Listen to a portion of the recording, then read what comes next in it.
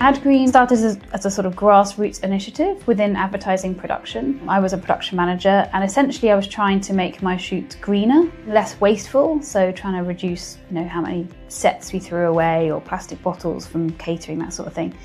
That was around 2014, and now we're actually a part of the Ad Association here in the UK, and we provide a carbon calculator, training and other resources for the advertising production community. We're a very small team. We like to say we're small but mighty, and we are 4 in total. So we have around 2,000 companies that we are sort of actively using our carbon calculator. The tool itself was used in over 40 countries last year. So from our sort of small base, we're talking to a lot of people in a lot of different places. So the carbon calculator has been active since last year. It's free to everyone to use, free to access. We really want the entire production community to be able to measure and understand their reductions. We measure across 11 activity areas, things like catering, wardrobe, art department, transport, and now AI.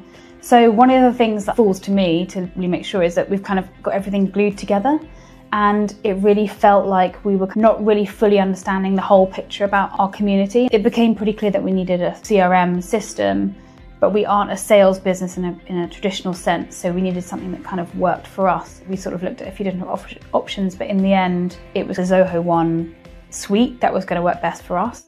So we also realised that we were getting quite a few inquiries from people when they were using the carbon calculator, and they weren't necessarily about the calculator. They might be asking about training or the levy that we organise.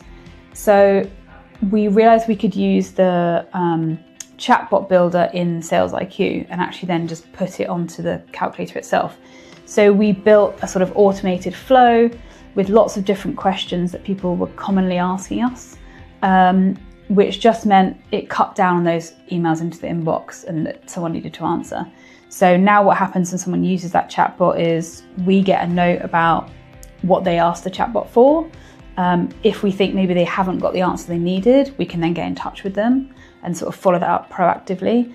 And that chat transcript also goes on to their contact, so we can see that they've been in touch with us. They were maybe unsure about something in the past or wanted information about something.